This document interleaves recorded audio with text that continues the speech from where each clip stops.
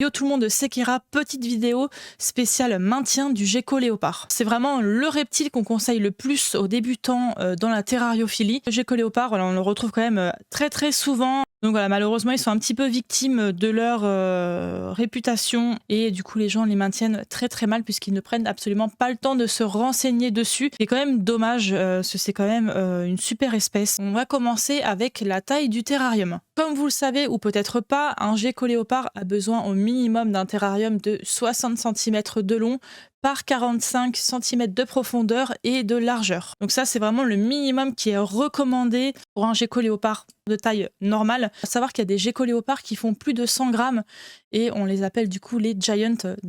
Pour ce genre de gecko léopard du 60 cm, je trouve que c'est quand même limite. Donc voilà, donc en termes de terrarium, c'est assez simple. Alors là, après, je vous donne des dimensions qu'il y a chez Exoterra en l'occurrence. Après, les autres marques, je connais pas vraiment leurs dimensions. Je pense que c'est à peu près la même chose.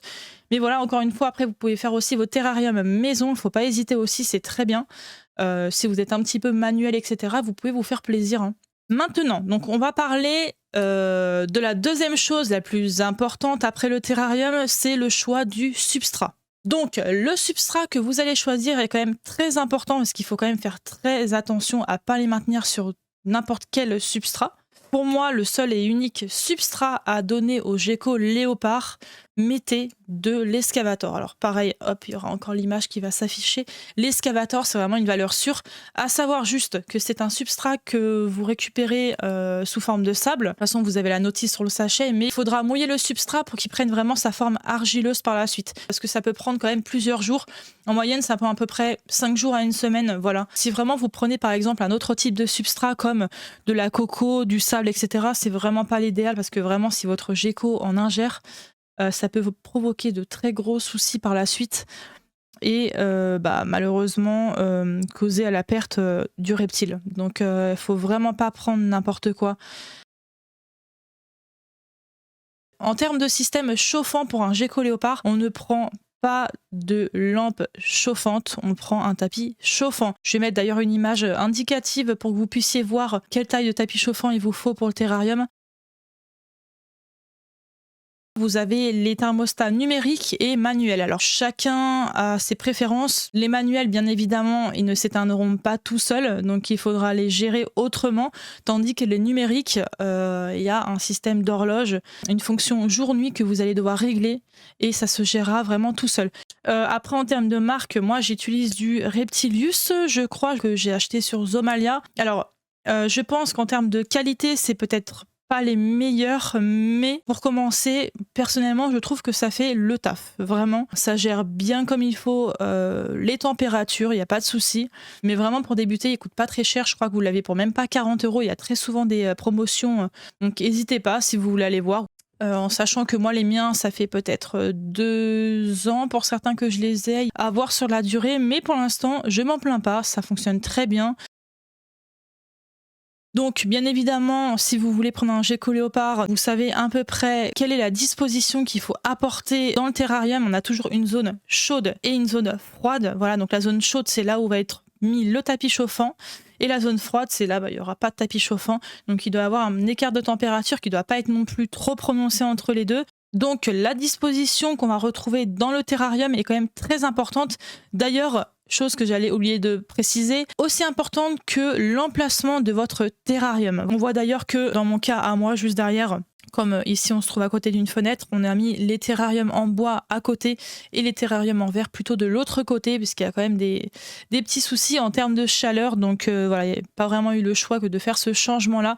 Sinon, il y avait de trop gros écarts de température dans les terrariums et c'est pas bon du tout, quoi. Bien évidemment, vous adaptez toujours la taille du tapis chauffant à la taille du terrarium, encore une fois. On ne prend pas un tapis chauffant trop grand si le terrarium est petit. Et surtout, vous allez devoir choisir entre mettre le tapis chauffant sous le terrarium ou à l'intérieur.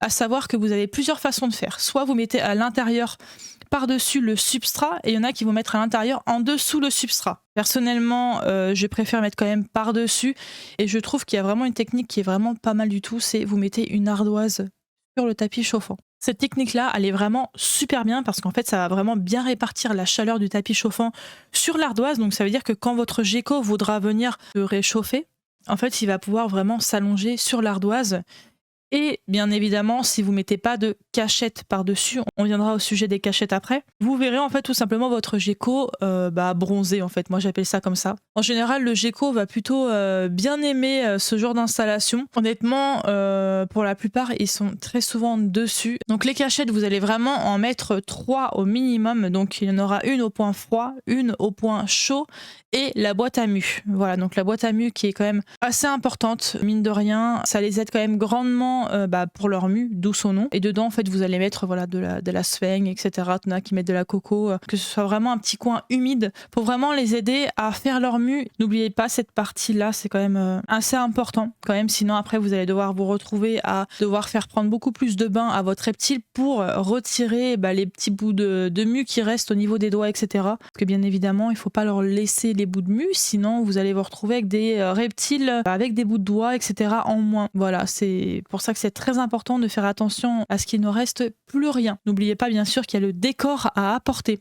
Très souvent, on voit beaucoup de décors pour les geckos léopards qui sont beaucoup en partie basse. Et je trouve ça dommage parce que mine de rien, ça aime bien quand même grimper. Alors, il y en a qui le font plus que d'autres, mais je trouve ça toujours intéressant d'apporter du relief au décor. Même si, imaginons, vous prenez un terrarium de 90 cm pour votre reptile, et si vous faites vraiment qu'une décoration en partie basse, ça va vous sembler vraiment petit parce que voilà, il n'y a pas de volume qui est donné. C'est pour ça que je trouve ça vraiment dommage d'avoir de très beaux reptiles et avoir des terrariums qui malheureusement n'apportent rien du tout, quoi. Je pense que ça vaut quand même le coup d'un peu plus creuser le cerveau pour essayer de faire le meilleur pour votre animal, quoi, voilà. Donc n'hésitez vraiment pas, il y a vraiment plein de choses à faire. Donc après, en termes d'éclairage, très honnêtement, il n'y a pas forcément besoin d'UV ou quoi. Donc vous pouvez tout simplement aller chez Action, vous prenez une rampe LED à même pas 10 €, ça fait largement l'affaire. C'est pour ça que le gecko léopard est assez populaire parce que soit si vous préférez acheter du neuf, vous allez acheter tout ça en magasin, etc.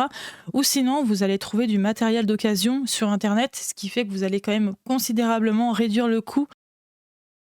En termes d'alimentation, le gecko léopard, c'est insectivore, donc vous allez prendre des grillons, des criquets, des blattes, voilà, des verres de farine, ce que vous voulez. À savoir que c'est toujours important de bien varier l'alimentation de son reptile et bien évidemment d'adapter la taille des proies par rapport à lui. Autrement, en termes de fréquence de nourrissage, ça va dépendre de vous, en fait, tout simplement. Il y en a qui vont donner à manger à peu près 3-4 fois par semaine. Il y a certaines personnes qui vont donner moins, mais qui vont donner une quantité beaucoup plus importante aux reptiles. Chacun fait comme il veut. C'est pas si facile quand on débute, il faut quand même pas mal se faire la main. Vous avez le bon maintien, etc. En théorie, vous n'êtes pas censé avoir de problème. Mais voilà, je pense avoir fini la vidéo. On viendra sur d'autres points que j'ai pas tout à fait abordés. Et voilà, écoutez, j'espère que cette vidéo vous a plu et on se dit à très bientôt. Ciao!